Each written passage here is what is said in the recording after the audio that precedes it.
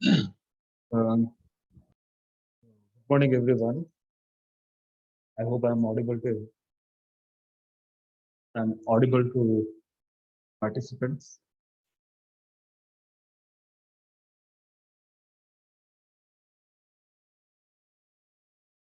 Am I audible?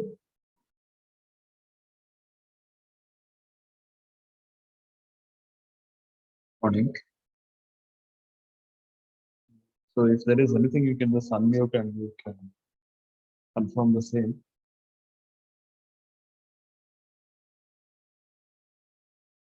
We'll just wait for 1 or 2 minutes, then we'll start.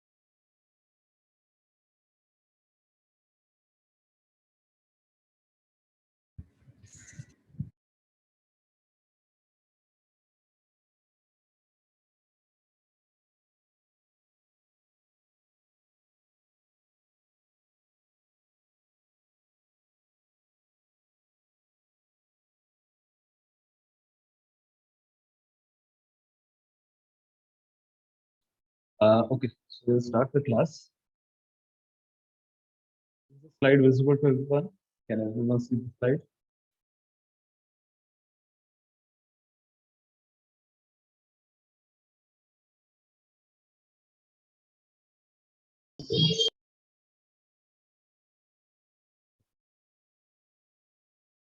So, in the last class, we discussed basically the data reduction technique. Today's class, we are going to continue with the same. For what I remember was in the last class, we discussed something on the cluster analysis. So in simple words, I will just explain instead of going through the slides.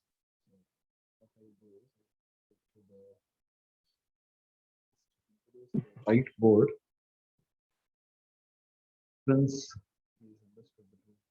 What is the difference between the cluster analysis and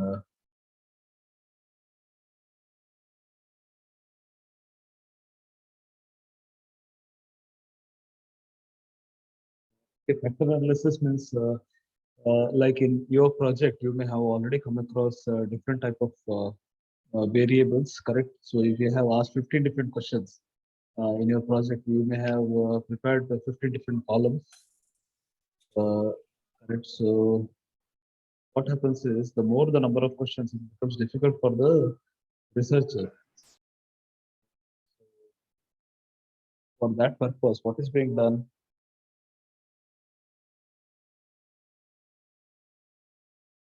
Different experts have come up with factor analysis as well as cluster analysis. So we will see what exactly is the factor analysis. Let us assume that there is a survey. Okay.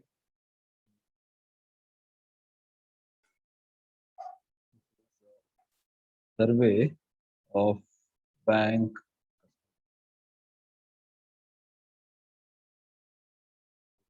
in which respondents, first column, respondent 1, 2, 5. I think even you may have done the same type of research wherein we have gone to different type of the researchers and we have collected different type of the responses. For each of the questions, what we'll do is we'll try to prepare different columns, like what you did during your project completion process. Okay, so let us assume that the first question you have asked is basically about friendliness of the staff, how friendly the staff are, friendliness of staff. These are the questions asked for the to the customers. Next is time spent in line, how much time they usually spend in the line. Next is about the distance of the bank distance of the bank from their house. Okay, the fourth column, these are different questions which you are asking, and you are asking them to rate hours of operation. Okay, these are different things. Okay, now let us assume that you have asked them to rate all the questions are being rated from 1. Okay, so what will happen is uh, cluster analysis means you're trying to club the customers based on their input. For example, here you are trying to club the customers. For example, let us assume that you have collected the responses are 1. Possibly the first customer is not very much happy with the bank service, because of which reason the ratings given are this. Okay. Now, similarly, the second customer, if you have to see, it's almost less. B is also can be considered as less. 1, B, correct? Now, out of um, 7, let us assume that the next customer is very much happy with the bank service, and all of the ratings are given as 5, 6. Now, if you have to see what is cluster analysis, which we have discussed in the previous class, but this example was not bought, correct? So you can consider this as not loyal customers. You can club this and you can tell this as not loyal. Well, these, if you have to see, they are happy customers or loyal customers. You can here nowhere there is the name saying that they are loyal or not loyal, so on and so forth. But it is up to the researcher. It is their personal opinion of the researcher, whatever name they want to name, they can do it. Now let us assume that the survey of bank customers, nearly 1,000 customers were considered. Now, if there are 1,000 customers, what will happen is finally you may have categorized them either into loyal or not loyal, correct? So finally you have only 2 different clusters. This is called as a cluster 1. Called as a cluster 1. This is called as cluster 2. Are you getting this? So cluster 1 is not loyal. Cluster 2 is not loyal. Now, the system does all these things. Once you enter all these responses in the system, that is either MS Excel or SPS, what it does is it will do all the different types of classification and it will give you the type of cluster. Okay, so but this is basically cluster analysis. Is it fine? Now, with this example, why we are discussing this example? So as to understand the factor analysis. Now we have to understand the factor analysis. The same survey is being conducted for 1,000 different customers. Now, if you have to see, bank doesn't ask only 4 or 5 questions. They want to understand the customer service. They will be having some 20 to 30 different questions. Correct? Now, 20 to 30 different questions means what? 30 different columns are required in MS Excel. Correct? Now, what is being done? Factor analysis, if you have to see, these two variables are being clubbed. Okay, why they are being clubbed? But if you have to see, the correlation is almost. They actually check the correlation. Let us assume that. Let us assume that.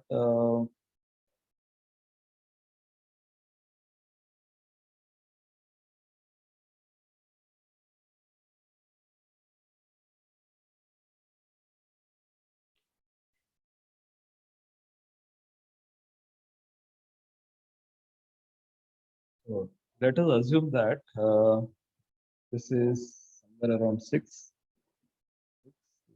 6, or we can say 5 and 5.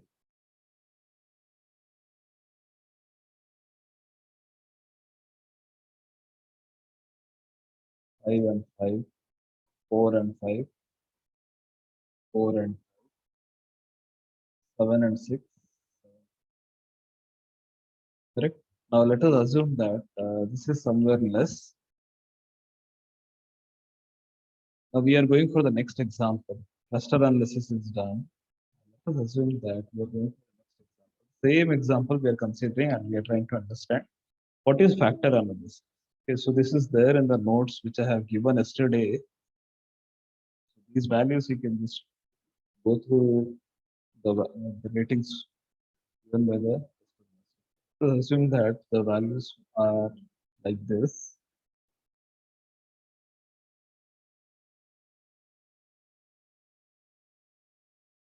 Okay, so the okay. Now if you have to see for these two variables, that is these two variables, the answers are almost similar. There is much of correlation between the response what correct. So instead of measuring these two variables, or instead of asking these two questions, you could have asked, or you can actually club these two things and make it as a single factor. Why? Because these two questions are testing the same thing. And you can name this factor one as the service by star. It is again dependent on what type of the answer, what type of the naming is given to each of the factor. That decision can be taken by the researcher themselves. Correct. Now you can name it as a service by given by the staff. Why? Because if you have to see the time spent in the line, that is usually decided by the person who is sitting in that particular desk who is providing the service. Correct. And similarly, friendliness of the staff, again, that also depends on the staff themselves. Correct. So that is the reason service by the staff. So these two can be considered as a single factor, and it can be called as a service by staff. While the last two can be called as factor two. Again, this can be named. This can be named as factor two. Now, if you have to see distance of the bank from the house, hours of operation, nothing but it can be called as convenience. Now, it is again dependent on the researcher, whatever name he or she wants to give for this together, that can be given. But this component is this naming is completely dependent on the researcher himself, whatever the name he or she wants can give to the factor. Now, why this is considered as factor two? Because there is much of correlation. If this is 5, this is also 5. This is 4, this is 5. This is 4, this is 5. So almost the difference is very much less, and the correlation is very much high. You have to see. Correlation means what? Difference. Right? Difference is very much less. Even if you have to see the response given for these two questions are somewhat similar. So we can say that we can put together these two questions. Correct. So this is nothing but factor analysis. Factor analysis means you are trying to club the variables, while this cluster analysis means you are trying to club the respondents. Are you getting it? Is there any type of a doubts here?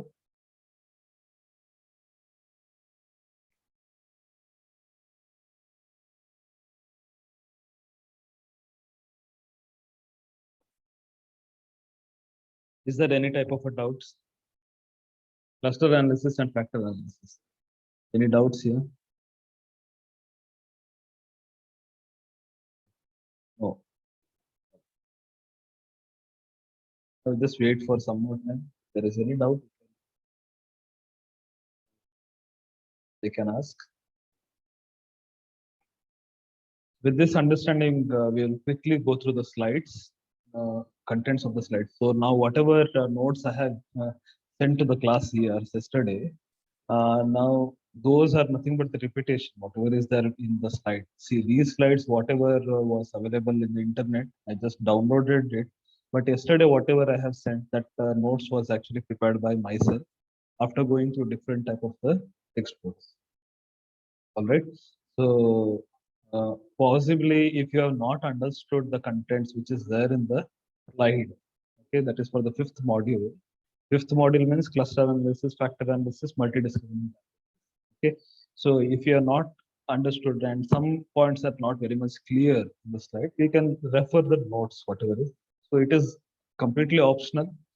So whatever is there in the slide, the same thing I have prepared in the form of notes. whichever is convenient for you, you can refer the same and you can go ahead. Okay. Now, what is a factor? Factor is a linear combination of variables. It is a construct that is not directly observed, but that needs to be inferred from the input variable. Now, factor means what? Let us assume that intelligence. How do we actually measure the intelligence? Intelligence can be, if you have to see, even in the campus interviews, correct? When HR people actually come for campus, for campus, what they do is they just do not check whether the student or the candidate is good in aptitude test. Correct? There will be multiple level of interviews. Correct? Multiple rounds of interviews. Now, why all these things are considered? Because they want to test your intelligence, emotional quotient or intelligence quotient, so on and so forth. So, intelligence actually is a factor. So, under that intelligence factor, I think just extending my time, some more examples, but I will just give some example here so that it will be clear. See here, let us assume that intelligence is there. Whenever the campus, this can be called as a factor. What are the variables under it?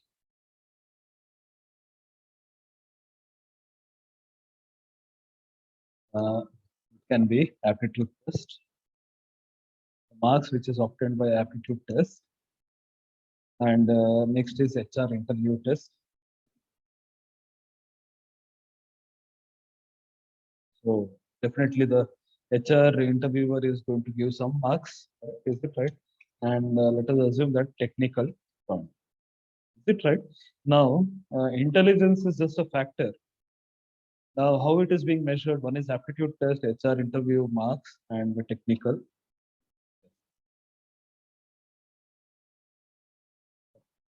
So this is nothing but this is called as a factor, and under that you have different type of the variables. Okay, so these are the variables. So variables and factors.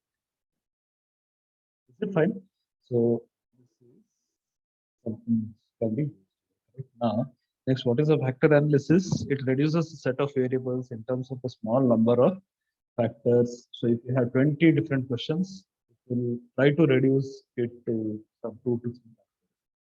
Factor analysis is a correlational method used to find out and discuss the underlying factors driving data values for the large set of values, large set of variables. Okay. Next, so these are nothing but again factor one and factor two, how it is being mentioned, so on and so forth.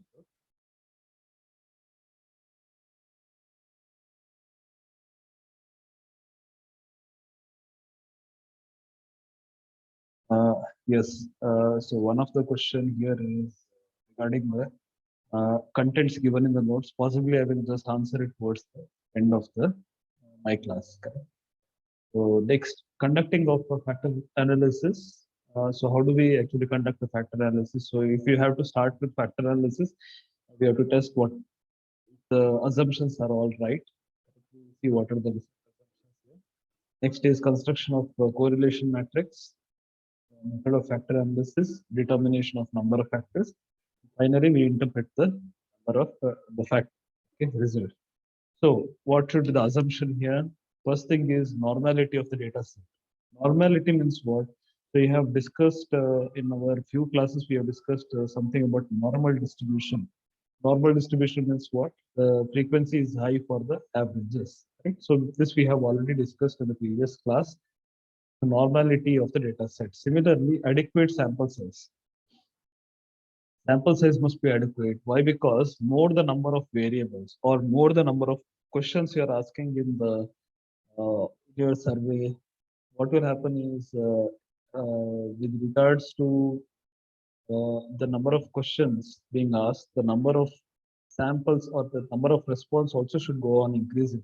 Why? Because if there are 15 questions being asked, there is a rule saying that the total number of responses should be more than the number of questions being asked. So let us assume that if you are asking 15 questions, it should not, the total number of response you have collected should be at least more than 15. Are you getting this?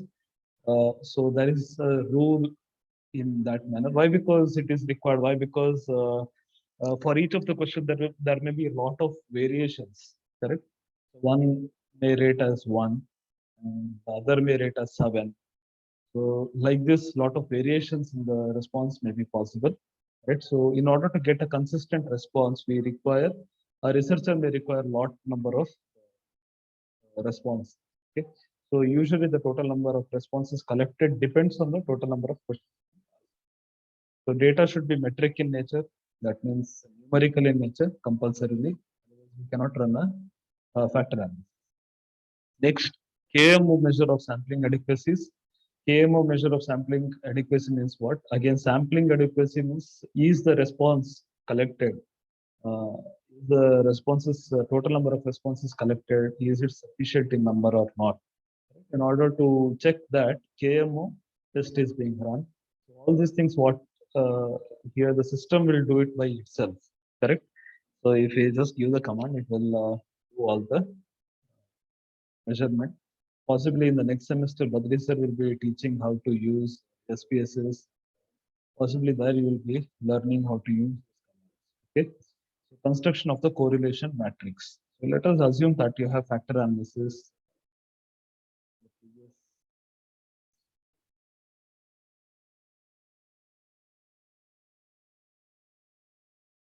Here you have different type of the columns, right? Let us assume that you are using correlation.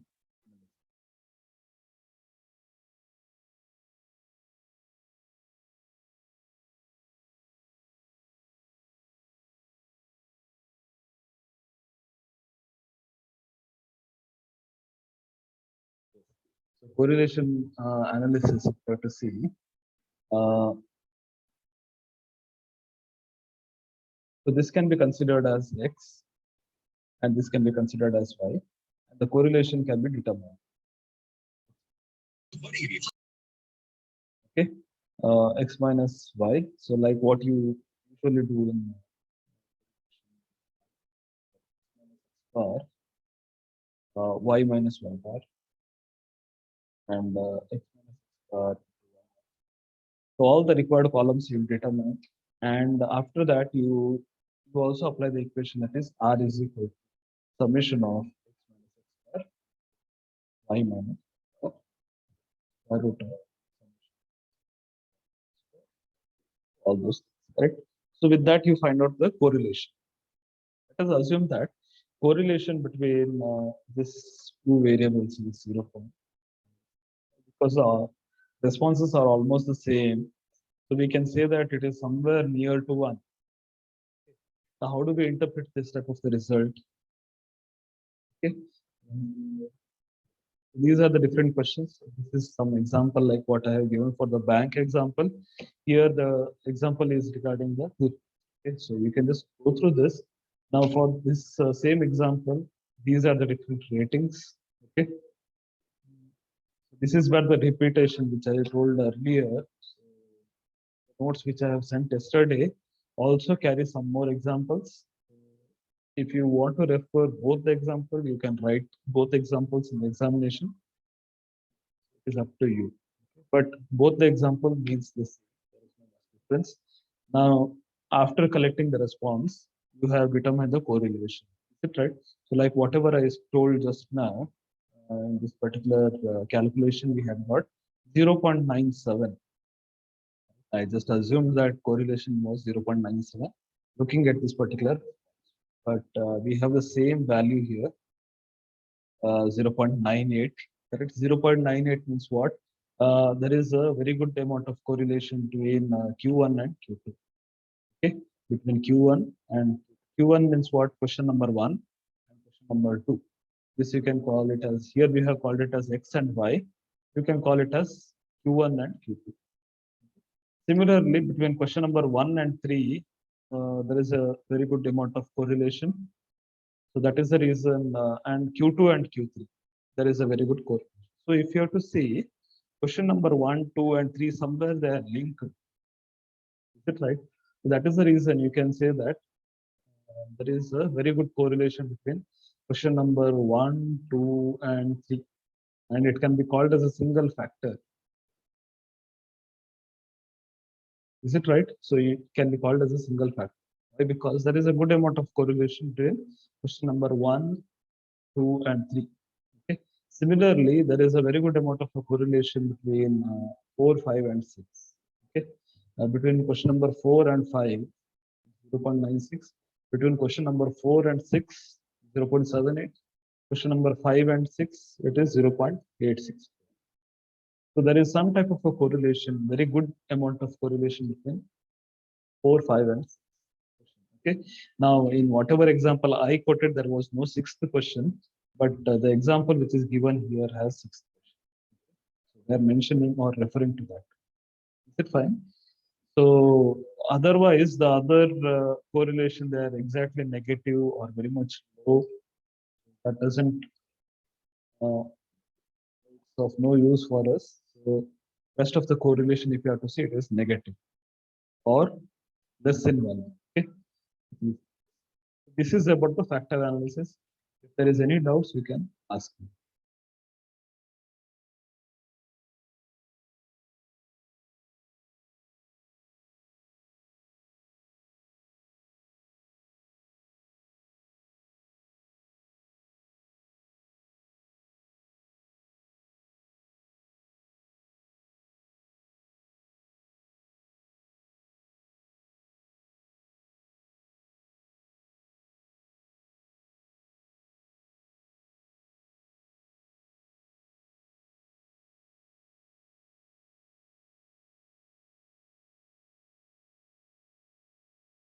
The next is nothing but multidiscriminant analysis. It is again related to module 5.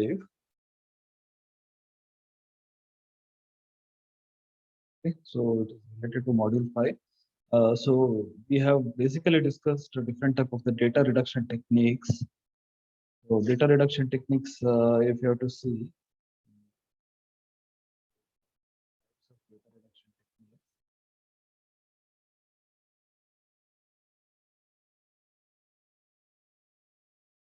so what are the different data reduction techniques? First one is cluster analysis.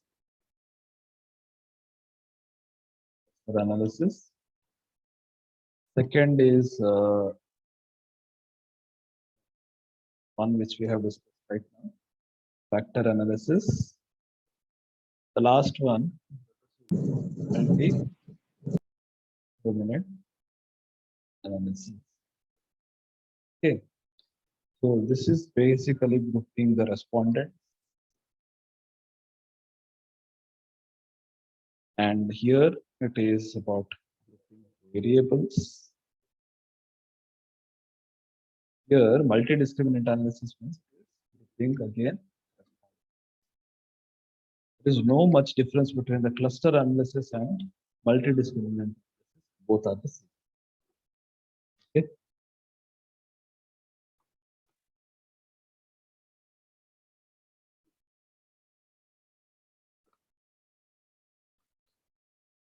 All right.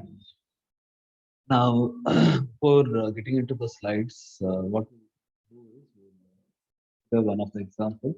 So just make a note of this. We're going ahead.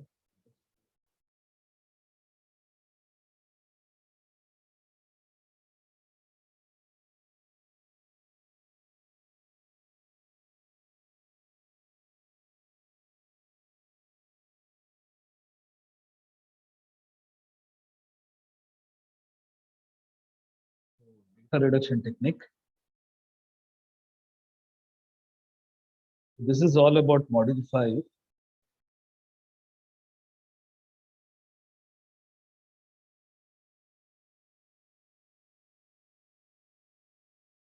Okay, I assume that everyone has taken.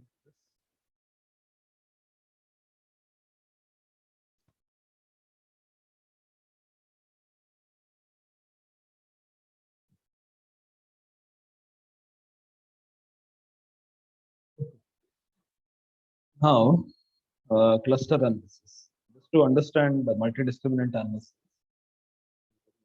first discuss. cluster analysis, what we did, we considered brand loyalty and store loyalty. Is that right? So we consider different types of rating 1, 2, 4, 7, 6, and here 6, 3, 7. Now, if you have to say both the variables, they are numerical.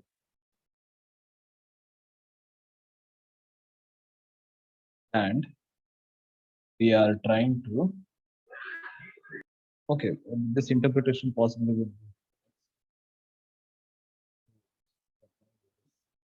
be as multi-discriminant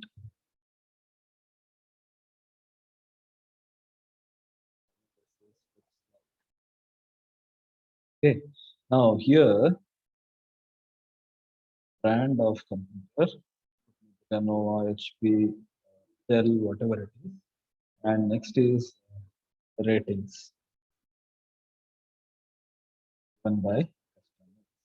Now it is nothing but correlation itself, but here brand of computer can be A, B, so on and so forth. You are trying to see if there is any correlation between the ratings and brand of the computer. Okay, so A may get 7 out of 7 itself. Now here, what is happening is, okay, in multi-discriminant analysis,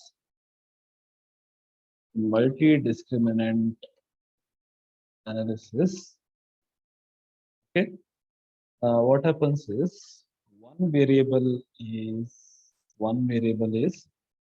non-numerical. The other variable is numerical. Are you getting this? And we try to establish relationship. Okay, establish relationship between the two variables. The two variables. The same thing happens even in the cluster analysis, but only thing is that in cluster analysis both are. Are you getting this? In cluster analysis, both are numerical. This variable is also numerical. This is also numerical, and we try to establish.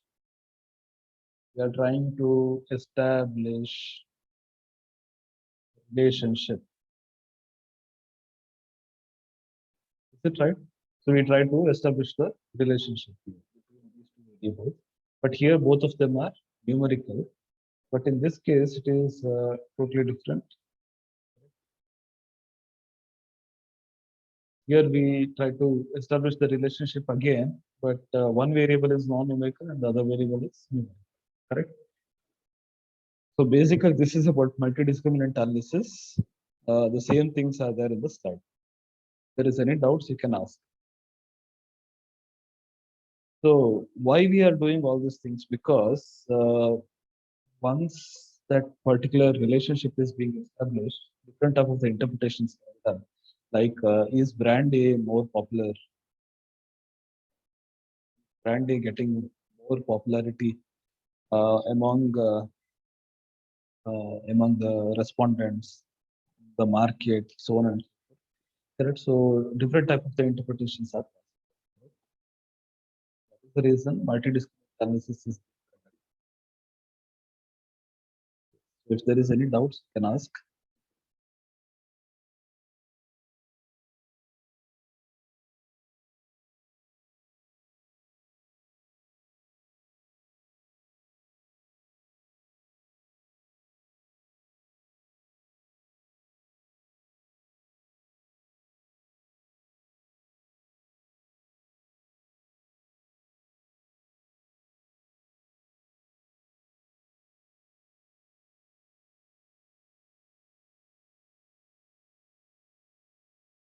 If you want, you can make note of all whatever we have, whatever I have written. You can just make note of it.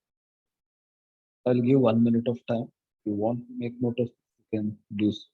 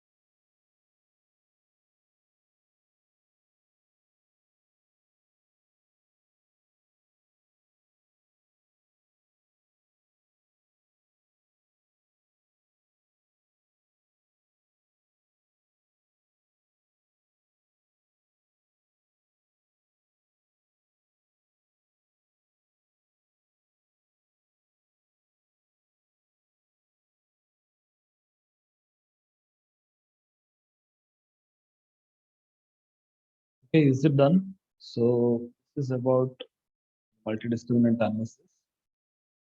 Uh, so I'll just read out the slides. It is a technique for analyzing the data when the dependent variable is categorical. Dependent variable means what? Your choice of brand is dependent. So one of the variable is non-numerical in nature, and the independent variable is interval or scale ratio. Okay. For example, dependent variable may be the choice of a brand of personal computers, and independent variable may be the ratings of the characteristics of personal computer on a 7-point Likert scale. Development of a linear combination of the independent variables, which will best discriminate between the categories of independent variables. Examination of whether significant differences exist between the group in terms of independent variables. Means what they try to do is first they see if there is any type of a relationship between the dependent and the independent variable. Correct. Once that is being done, they try to see if there is any type of a category is possible. Let's assume that.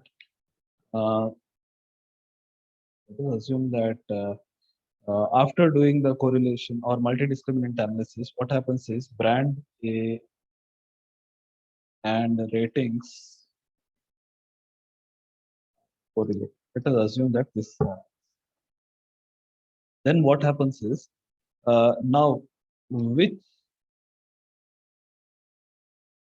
category of users prefer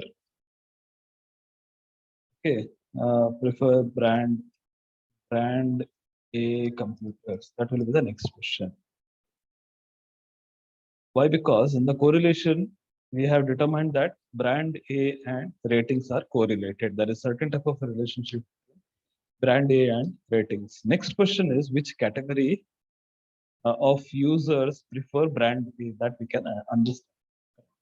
So we can actually categorize this particular users group of users actually use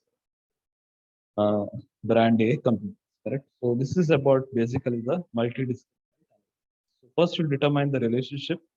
Next you try to study what is the background of the users. Can they be actually categorized into a particular category, so on and so forth. So that is basically about multidisciplinary analysis. Next, classification of the respondents into two or more groups based on the value of the dependent variables. Discriminant analysis are described by the number of categories for the dependent variable. If the dependent variable is categorized to only two groups, it is called as a two-group discriminant analysis. Otherwise, it is called as multi-discriminant analysis. So if there are only two groups of customers,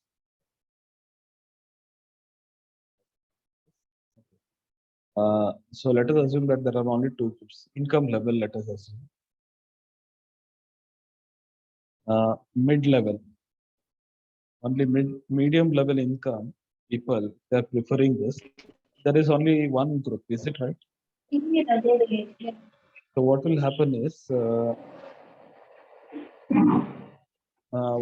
is only one group is used, so it is called as a simple discriminant analysis.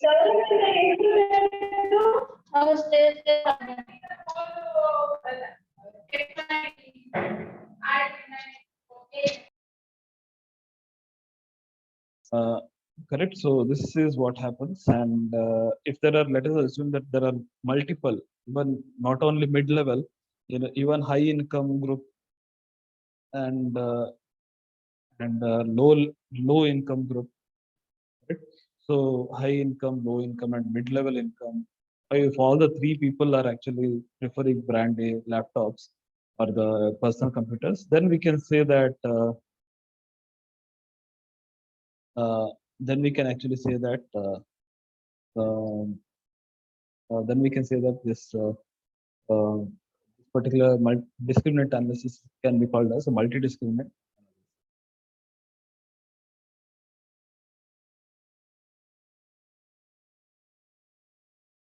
Okay, so hope I have made it very much clear.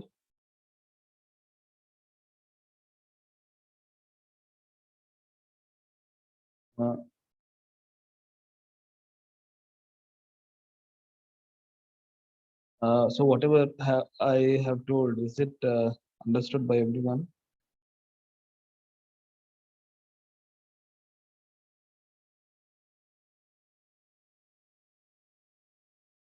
Correct. So once this is over, uh, so again the categories of users can be heavy, medium, and light users of soft drinks. And how do they actually differ in consumption of frozen foods? That can be the other type of category. So these are the different examples. If there is any questions, you can.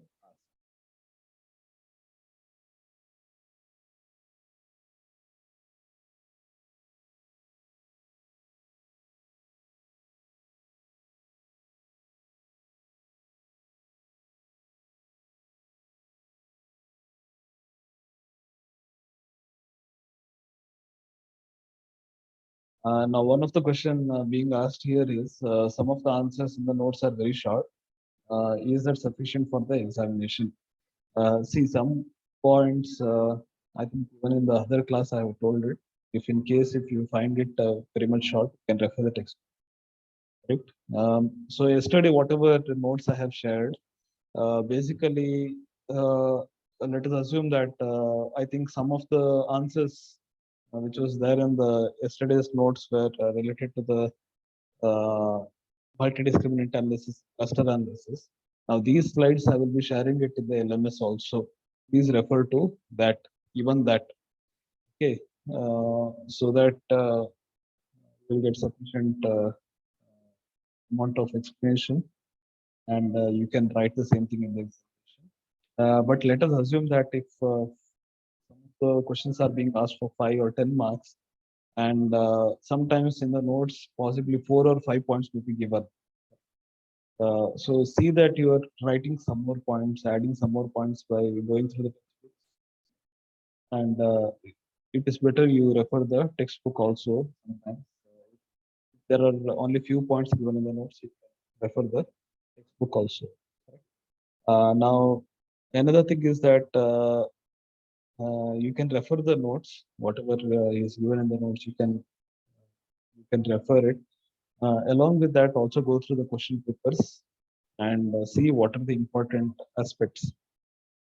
Okay, uh, and read those things from the textbook and concentrate more on reading the notes as well as going through the question paper is one of the important thing is what I feel.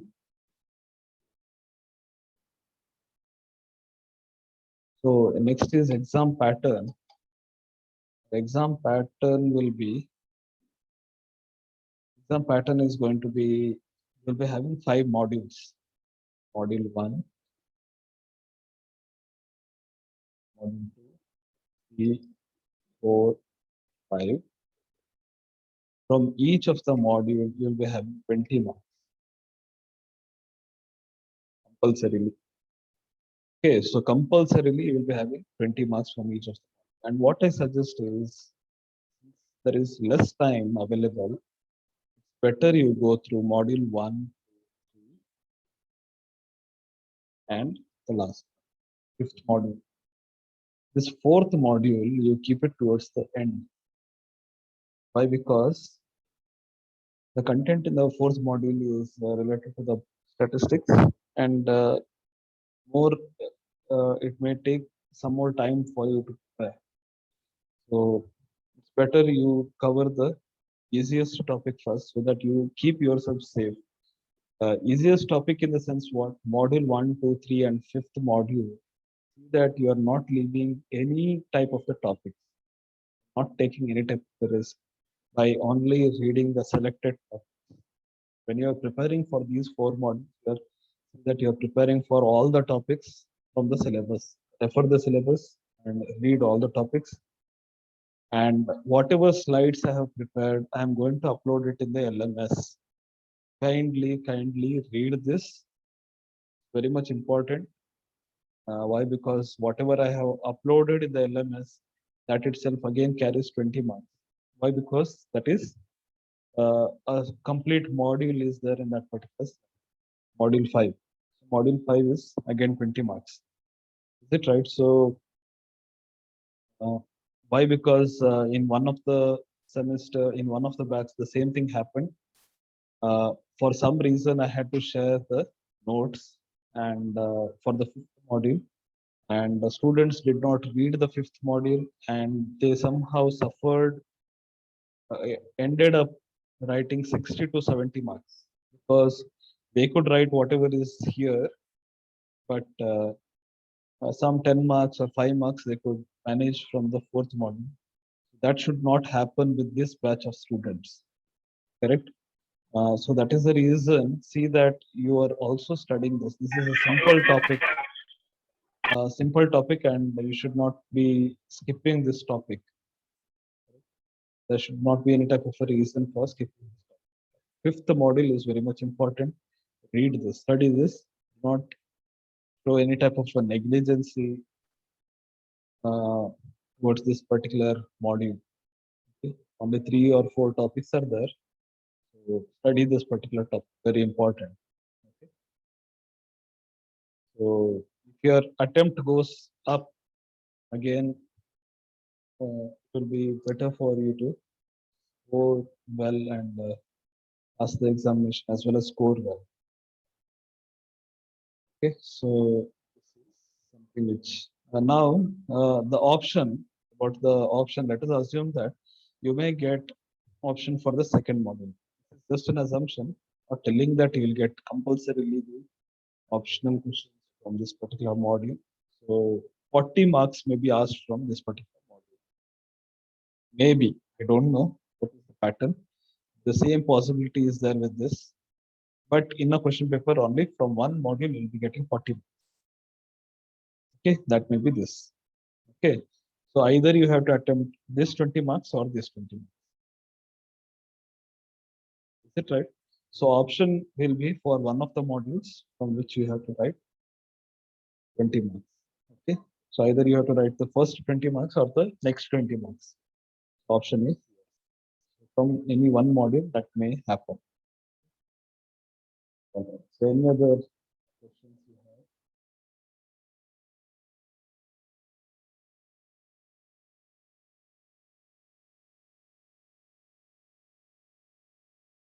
So tomorrow we will have class at 9 o'clock.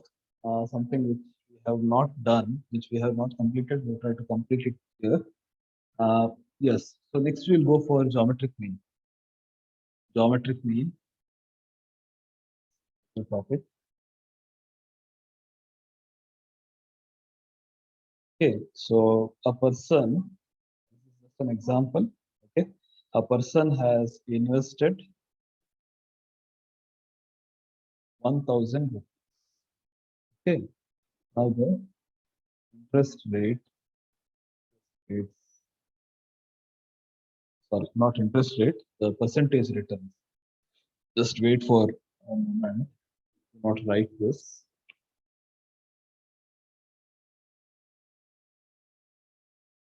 The percentage rates returns are as below. Okay.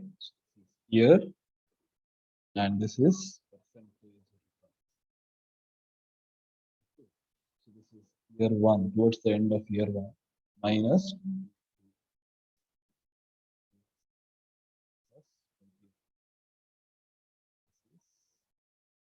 19.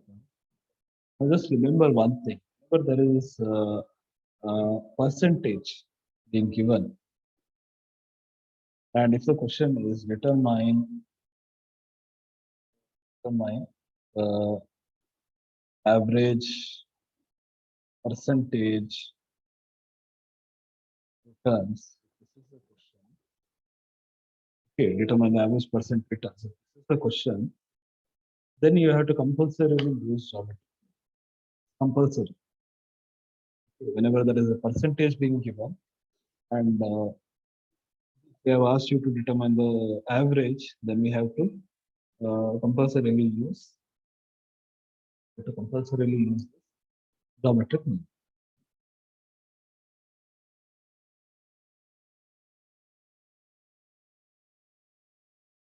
Okay, so you can make note of this.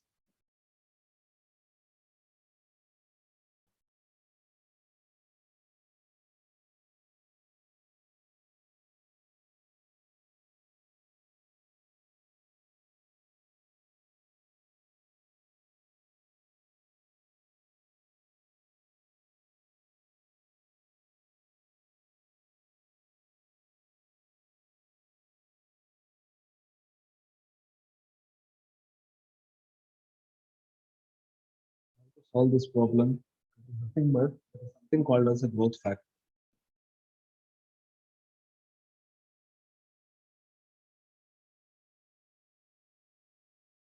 Okay. Something called as a growth factor.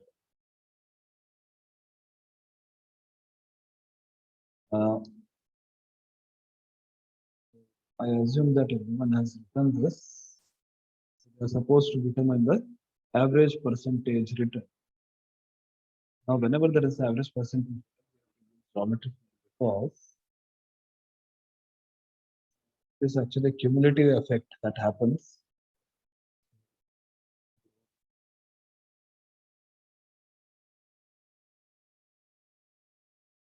Growth factor, always you keep 1 minus 0.27. You keep 1 as the reference and you calculate the growth factor. Okay, 1 plus 0.217, 1 plus 0. This should be how much? Anyone? What should be the growth factors?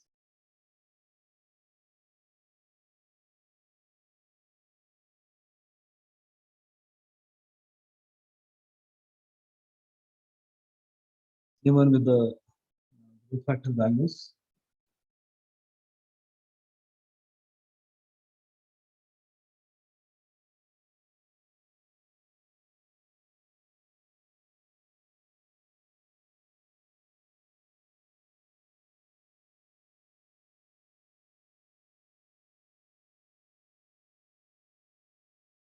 Anyone with the growth factor values?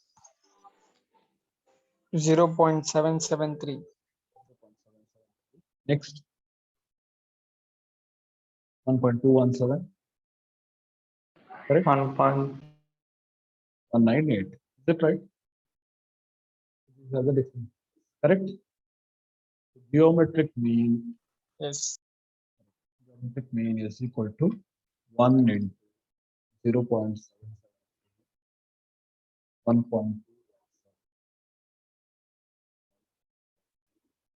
Multiply and see what is that.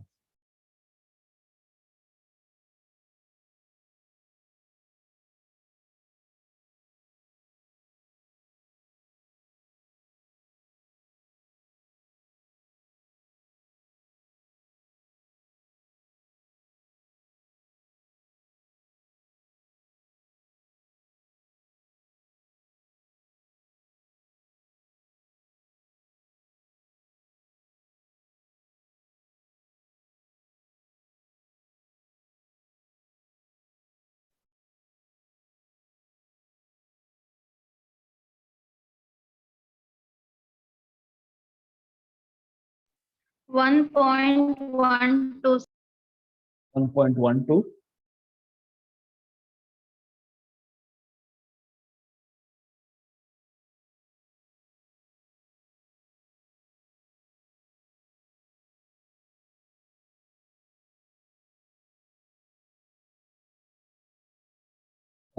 I assume that it is 1.12, correct? The average growth rate is 1.12 minus 1, which is equal to 0.12 or 12%. The average growth percent is 12%. Okay, so whenever the money is invested in mutual funds, when in the bank, sometimes the compound interest is being calculated. Average, if we have to calculate, it is being done automatically. There is a 12% average returns which an investor can get towards the end of the third year or cumulative.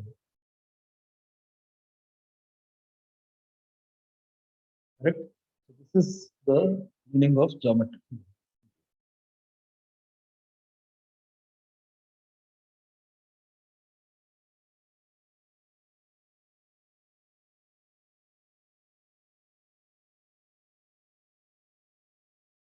In tomorrow's class, we'll solve some more scatter diagram problems. We'll try to interpret it.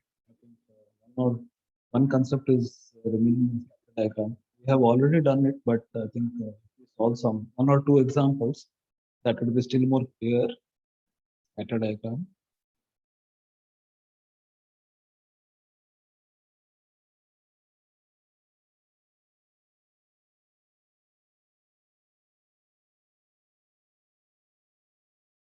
If you have made note of it, go ahead. Yes, one last concept and we'll finish it. Just reminded something.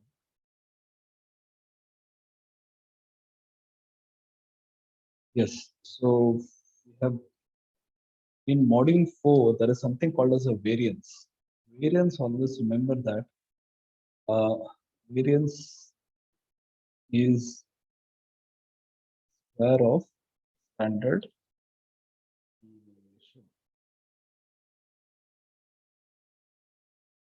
Is it right? So if standard deviation,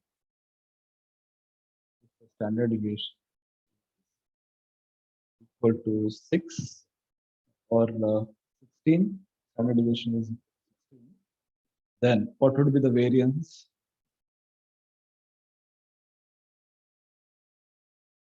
Standard deviation is 6. What is variance? 256. Yes, 256. Correct. 256. Variance. And if variance is 16, standard deviation is how much?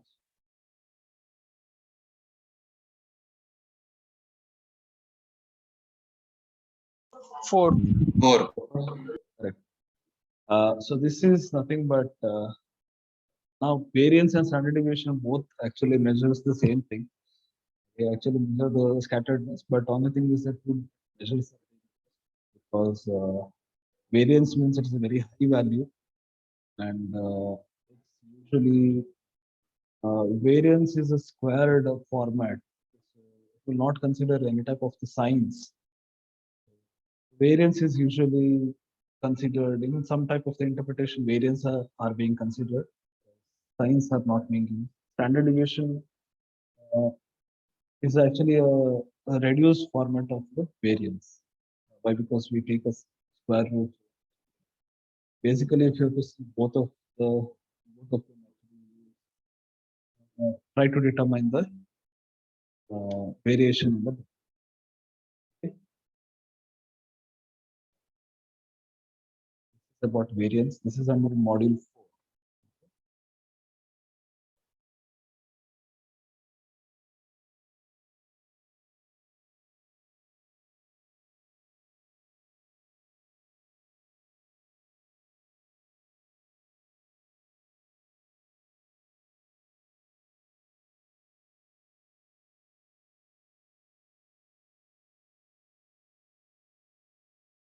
So we'll continue with the tomorrow morning's class.